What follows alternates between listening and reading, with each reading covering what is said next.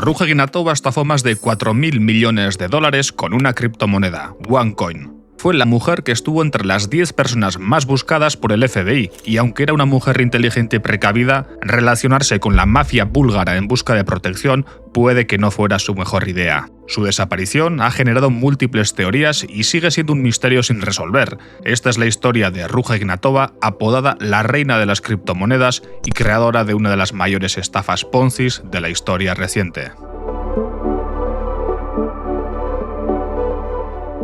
Ruja Ignatova nació a principios de los 80 en Rus, una pequeña ciudad de Bulgaria. A los 10 años se trasladó con su familia a Alemania y se estableció en Schramberg, un pueblito en pleno corazón de la selva negra del país germano. Durante su adolescencia, Ignatova ya destacaba por su inteligencia y habilidad para los estudios. Dominaba varios idiomas como el inglés, alemán y búlgaro y destacaba bastante por su peculiar modo de vestir y maquillarse. Solía ir con pintalabios rojos y llamativos vestidos que resaltaban entre sus compañeros. Tenía labia y sabía cómo conseguir lo que quería de los demás. Pocos datos se conocen de su paso por Alemania, pero lo que sí es cierto es que era un cerebrito. Estudió Derecho en la Universidad de Oxford y obtuvo el doctorado en Derecho Privado Europeo en la Universidad de Constanza, en Alemania. De ahí pasó a trabajar por un tiempo en la prestigiosa consultora McKinsey. En 2005 publicó su disertación del doctorado, que traducido al español viene a decirlo así como Oportunidades y perspectivas de la reforma de la jurisdicción en el lugar de cumplimiento, un trabajo de 366 páginas de tecnicismos jurídicos de alguien que, posiblemente para entonces, ya estaba interesada en los límites de la justicia.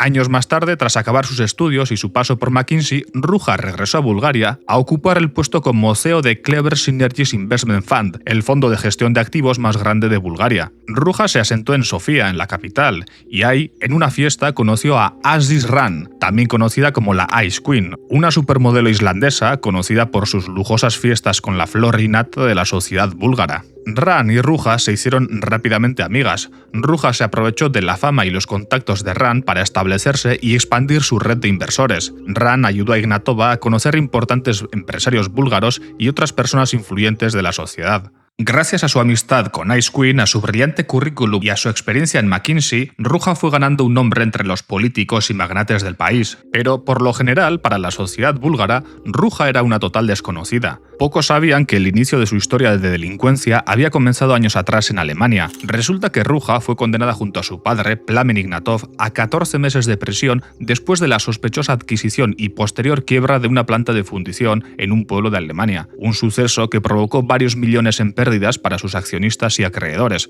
Pero eso era cosa del pasado. Era el año 2013 y comenzaba el auge de Bitcoin y de las criptomonedas. Ruja lo vio como una oportunidad de enriquecerse fácilmente. En una de las fiestas de la supermodelo Aziz Ran, conoció a John Ng. John Ng había fundado recientemente en Hong Kong Prosper Ltd, la empresa matriz de Bitcoin, una criptomoneda que venía a ser el próximo Bitcoin, el típico Ponzi, vamos. Pues bien, esa fiesta debió de ser muy entretenida porque poco después Ruja se unió a John para la dirección y promoción de Bitcoin. También se unió Sebastian Greenwood, a quien conoció en otra fiesta de Asdis y se convirtió en su próxima pareja sentimental. Sebastian era un tipo carismático, experto en marketing multinivel, capaz de vender cualquier cosa a cualquier persona. También se unieron Ronnie Skold, uno de los socios de la desaparecida red social de marketing SideTalk, acusado de fraude en el pasado, y Nigel Allan, implicado en esquemas piramidales como Crypto 888 y Brilliant Carbon. Vamos, el Dream Team de los empresarios. Este Dream Team intentó vender Bitcoin como el próximo Bitcoin Killer, o una versión mejor que Bitcoin, pero lo cierto es que ni siquiera tenía una blockchain y simplemente daban comisiones a los inversores que atraían a nuevos inversores al esquema. Hemos recuperado una imagen en la que se pueden observar los diferentes niveles de los inversores, que iban desde los fans, que invertían $300, hasta el oro para los que invertían más de $5.000. Este tipo de clasificaciones son típicas en los esquemas Ponzi, como por ejemplo el de BitConnect, del que ya tenemos un vídeo. Normalmente suelen ser esquemas bastante visuales. Sin embargo, los inversores no supieron verlo a tiempo y a Ruja y al Dream Team de Bitcoin les tocaba dar el próximo paso, salir al mercado. Vale, esto no tiene ningún sentido. La moneda no tenía ningún valor y no podía intercambiarse por bienes o servicios. Entonces lo que hicieron fue crear una especie de fondo y ofrecer a sus inversores comprar acciones del fondo utilizando la criptomoneda Bitcoin. Crearon Crypto Real Investment Trust y en el anuncio Ruja dijo textualmente: al tomar los tokens de Bitcoin y convertirlos en acciones, convertirás tus tokens del mundo virtual en activos reales. A mi modo de ver, esto es como confesar a tus inversores que tus monedas nunca han valido nada, pero bueno. El lanzamiento fue un desastre total, el valor interno de Bitcoin se desplomó y hasta día de hoy las acciones de Crypto Real Investment Trust siguen pendientes de listarse. Entonces, después de liársela a toda una base de afiliados mayormente asiáticos, hicieron lo propio. ¿Rendir cuentas? Ni hablar. Crearon un segundo proyecto llamado BNA, que era otra moneda que serviría para comprar acciones y servicios digitales y realizar intercambios entre el par BNA y Bitcoin, lo que supuestamente también serviría para salvar Bitcoin. Evidentemente esa red comercial nunca llegó a existir y BNA fracasó aún más rápido que el propio Bitcoin. Entonces, visto que BNA no sirvió para salvar a Bitcoin y visto que su dinero se esfumaba en un par de tokens que no valían nada, los inversores ya estaban bastante cabreados y solo hubo una forma posible de solucionar ese problema. Una idea que solo al Dream Team de la compañía Prosper Ltd se le habría podido ocurrir: lanzar un tercer token, OneCoin.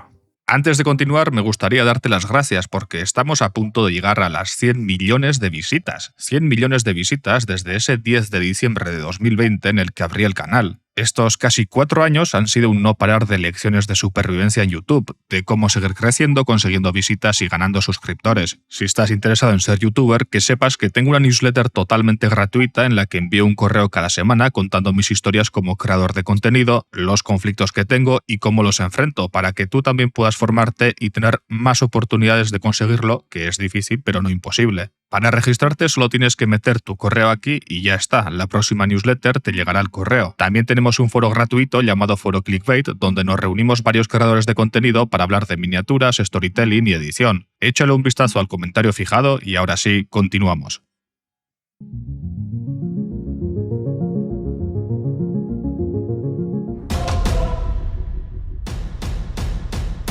OneCoin salió en 2014 bajo el nombre de Subway.biz, y era el mismo esquema de siempre: distintos niveles de inversión, diferenciadas en categorías: ejecutivo, pro trader, trader, novato. Pronto se les ocurrió que necesitaban un nombre con más pegada, y vaya si tuvo pegada. OneCoin simplemente lo petó. Organizaban eventos por todo el mundo en los que se reunían con sus inversores en hoteles y salones rodeados de lujos. En estos eventos, Ruja se dirigía a grandes audiencias prometiendo que OneCoin sería la criptomoneda que superaría a Bitcoin. Así, con el carisma de Ruja, reclutaban a sus futuros inversores. Una de las claves que utilizaba OneCoin para sortear los problemas legales era decir que realmente se dedicaban a vender paquetes formativos, una especie de cursos de criptomonedas que podían ir desde los 100 y pico euros hasta más de 100.000 euros.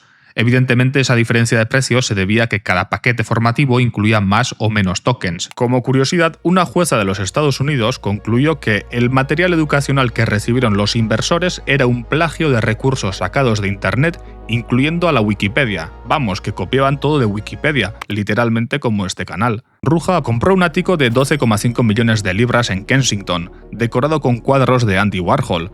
También construyó una mansión en Sazopol y adquirió un lujoso superyate llamado Davina, además de una multitud de propiedades como restaurantes y hoteles. Y todo esto gracias a una moneda inventada que solo tenía valor en su propia plataforma, llamada XCoinX. Ahí dentro, quienes tenían Bitcoin y BNA podían cambiarlos por OneCoin, así que pensaron que podrían no solo recuperar su dinero, sino hacerse ricos. Evidentemente, Ruja y el equipo de Prosper Ltd dijeron que esta vez OneCoin iba a ser diferente, una revolución. Dijeron que tenían una red comercial formada por cientos de miles de tiendas, empresas y comerciantes dispuestos a aceptar OneCoin como moneda de cambio. Esto, por supuesto, era mentira, ya que sabían perfectamente que esa moneda, fuera de su propia plataforma, no iba a tener ningún valor. El Dream Team de Prosper Ltd, que ya tenía el culo pelado, ideó una estrategia perfecta para ganar tiempo antes de que llegara ese supuesto día en el que OneCoin se podría tradear públicamente fuera de su propia plataforma. Lo que hicieron fue decir que la moneda se liberaría cuando se generaran el 80% de todos los tokens. Y sí, para explicar esto vamos a tener que hablar de cómo funciona Bitcoin. Veréis, la razón por la que Bitcoin es un token real y OneCoin no es su blockchain. Una blockchain es como un libro de cuentas gigante que se sustenta en un montón de nodos por todo el mundo. Dentro de estos nodos, algunos llamados mineros, se dedican a verificar transacciones y crear nuevos bloques en la cadena. Así se crean nuevas monedas. Y ese sistema, el de la blockchain, es lo que le da confianza a algunos para considerarlo una moneda real, porque el dinero hoy en día basa su valor en la confianza que nosotros le otorgamos. Este billete de 5 euros, por ejemplo, no tiene ningún sentido que valga 5 euros ni por su material, ni por su escasez, ni nada por el estilo. La única razón por la que vale 5 euros es un consenso que tenemos gracias a la confianza en nuestro sistema de que cuando uno te pase ese billete va a seguir valiendo 5 euros. Pues bien, detrás del billete de 5 euros tenemos a todo un sistema de estados, bancos centrales y gobiernos de poder que respaldan su valor. Detrás de Bitcoin tenemos una blockchain con mineros por todo el mundo y una escasez de 21 millones de Bitcoins que respaldan su valor. Y en el caso de OneCoin lo que teníamos era un script, un opaco script que nadie sabe lo que hacía. Un script en informática es una secuencia de órdenes, una serie de pasos que debe ejecutar uno o más ordenadores para llegar a un objetivo, como por ejemplo generar más monedas. Como hemos dicho, en Bitcoin las monedas no se generan así porque sí, solo se generan cuando se minan, y para ello tienes que conectar a la red de la criptomoneda potentes computadoras y realizar complejos cálculos que implican resolver problemas matemáticos a gran velocidad. Pero en el caso de OneCoin no había nada a lo que conectarse. La generación de tokens de OneCoin era totalmente opaco, solo la compañía generaba los tokens de la moneda y nadie podía auditar la cantidad generada ni conectarse a la red de OneCoin. Los inversores tenían que creer la palabra que les daba la compañía sobre el porcentaje de tokens generados, es decir, lo único que sustentaba el valor de OneCoin era la palabra de Ruja y evidentemente, fuera de su propia plataforma, esa palabra iba a valer 0. Para el año 2016 se habían generado un 30% del total de los tokens de OneCoin desde su lanzamiento en el año 2014.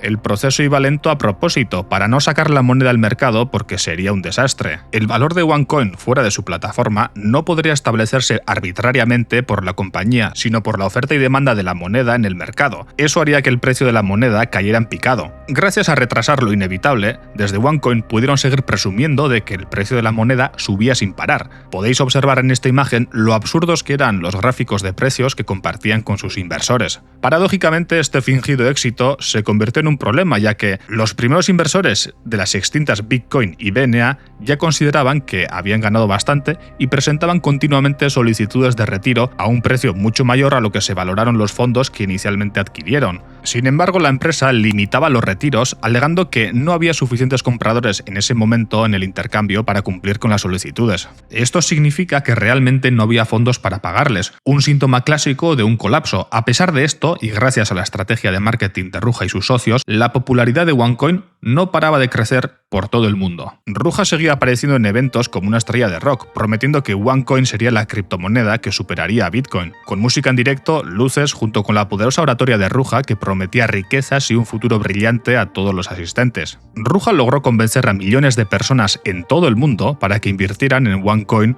con la promesa de una rentabilidad incluso mayor de los primeros inversores de Bitcoin. Era como una segunda oportunidad para aquellos que llegaron tarde a Bitcoin, la mejor inversión de los últimos años. Esa vez, si te perdías esta nueva oportunidad, la culpa era tuya. Pero numerosos expertos y reguladores comenzaron a advertir sobre la falta de transparencia de OneCoin. El regulador del Reino Unido lanzó una advertencia, también la Comisión Australiana de Mercado de Valores y el Banco Central de Hungría. Todo esto llevó a Ruja a la paranoia. A medida que OneCoin se volvía más popular, crecía su nerviosismo. Vivía con la idea de que estaba siendo perseguida por las autoridades y en cierto modo era verdad. El entorno de Ruja empezó a ver en ella comportamientos extraños. Se obsesionó por la seguridad en las comunicaciones entre los socios. Ruja estableció medidas estrictas en las comunicaciones por miedo a que fueran intervenidas. Estas medidas incluían hablar en persona y usar comunicaciones encriptadas para ser rastreadas o interceptadas por las autoridades. Y este miedo a ser capturada le hizo tomar la peor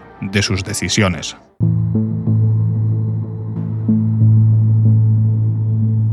Lisboa, finales de 2017. Cientos de asistentes y seguidores esperan impacientes la aparición de la reina de las criptomonedas en uno de sus multitudinarios eventos.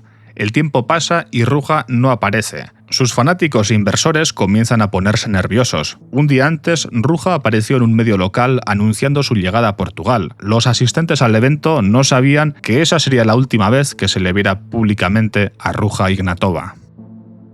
La desaparición de Ruja fue un golpe importante que puso sobre la mesa que OneCoin era un negocio más siniestro de lo que parecía. Desde luego no era una simple oportunidad de negocio para inversores minoristas. Tiempo después salieron dos teorías, una relacionada con la mafia búlgara y otra relacionada con un grupo terrorista de Oriente Medio, pero con eso iremos después. Jennifer McAdam, una escocesa que se dio cuenta de que había sido estafada, comenzó una campaña en redes y en medios con el objetivo de desenmascarar a Ruja y de advertir a futuros inversores de estafas como la de OneCoin.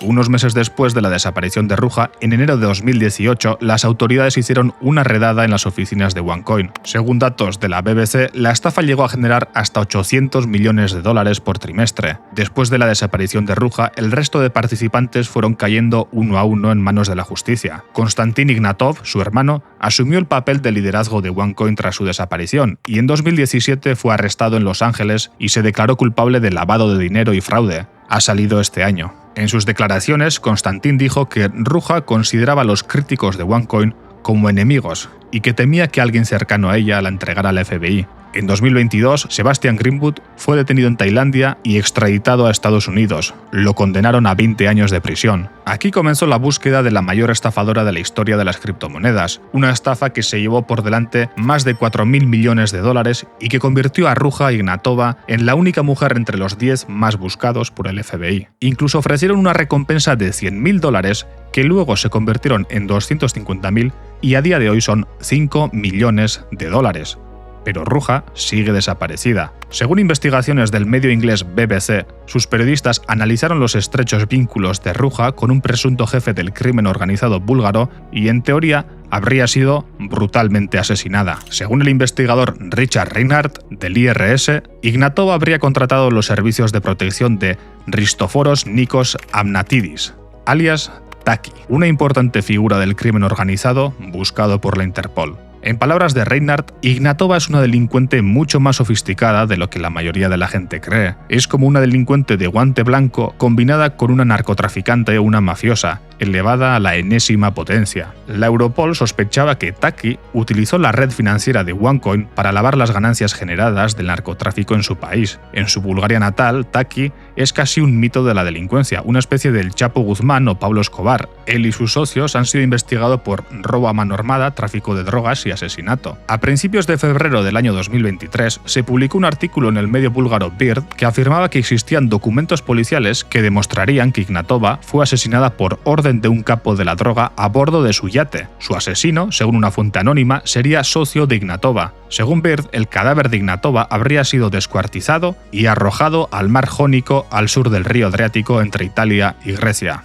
Y ya está, aquí terminaría la historia de Ruja Ignatova, de forma muy conveniente, cierto es. Una mafia chunga, asesinada en un yate, nunca se encontrará su cuerpo y todos contentos, ¿no? Lo cierto es que es una historia creíble. Uno de los promotores chilenos de OneCoin también sufrió ese destino y apareció descuartizado en México. Pero con Ruja siguen habiendo dudas. Diferentes medios insisten en que ha habido avistamientos de Ruja en los últimos años. Además, después de estas informaciones, el FBI no solo no la ha quitado de los más buscados, sino que ha aumentado la recompensa. ¿Está Ruja disfrutando de los miles de millones que robó o fue asesinada por las mismas personas a las que pagaba para que la protegieran? ¿Y si cogió otro camino? En 2021, el abogado Jonathan Levy publicó un documento confidencial del Ministerio de Interior de Kuwait que afirmaba que Ignatova estaría bajo la protección de un estado poderoso del Medio Oriente. En la traducción se puede leer que Ruja habría entrado en los Emiratos Árabes Unidos en un avión privado con pasaporte diplomático y en posesión de una gran suma de dinero. Tenemos foto de su supuesto pasaporte con fecha de septiembre de 2017, justo un mes antes de su desaparición. El texto también dice que podría ser un elemento de un entramado internacional de lavado de dinero para organizaciones terroristas y que realizó diferentes transacciones bancarias a Afganistán, Pakistán y Yemen, incluidas transferencias a organizaciones terroristas. El abogado Jonathan Levy, quien hizo público el documento del Ministerio de Interior de Kuwait, declaró lo siguiente: es casi seguro que Ignatova se encuentre en los Emiratos Árabes Unidos, posiblemente en uno de los emiratos controlados por la familia real Al-Qasimi. Los Emiratos Árabes Unidos no tienen ningún tratado de extradición con Estados Unidos y sin duda están bien protegidos. No os voy a mentir, lo cierto es que para nosotros es prácticamente imposible conocer la verdad de este caso. He leído el documento de Kuwait y bien podría ser un documento oficial de su ministerio o bien un PDF hecho por alguien en su casa. Lo mismo ocurre con la hipótesis de la mafia búlgara. Supuestamente hay un documento policial que recogería que al cuñado de Taki, estando borracho, se le habría escapado que habían ordenado asesinar y descuartizar a Ignatova. Pero claro, la investigación de la BBC que difundió esta teoría admite que no pudieron verificar esos documentos. Y claro, aquí es donde ya se genera la tercera teoría. ¿Y si todas estas teorías no son más que rumores esparcidos por la propia Ignatova para poder desaparecer? ¿Fingir su muerte para que el FBI deje de buscarla? ¿Y si vive ahora tranquila en una mansión de Dubái? ¿O en alguna isla del Caribe? Probablemente nunca lo sabremos. Lo único que sí sabremos, amigos, es que esta es la primera vez en la que el IRS no obtuvo su victoria. Un día triste en la historia de este canal. Pues ¿qué seríamos, amigos, sin las intrépidas aventuras de nuestros agentes favoritos? Solo nos quedaría el tío de BitConnect. Sí, ese. Este tío tan gracioso de aquí se convirtió en un meme mundial.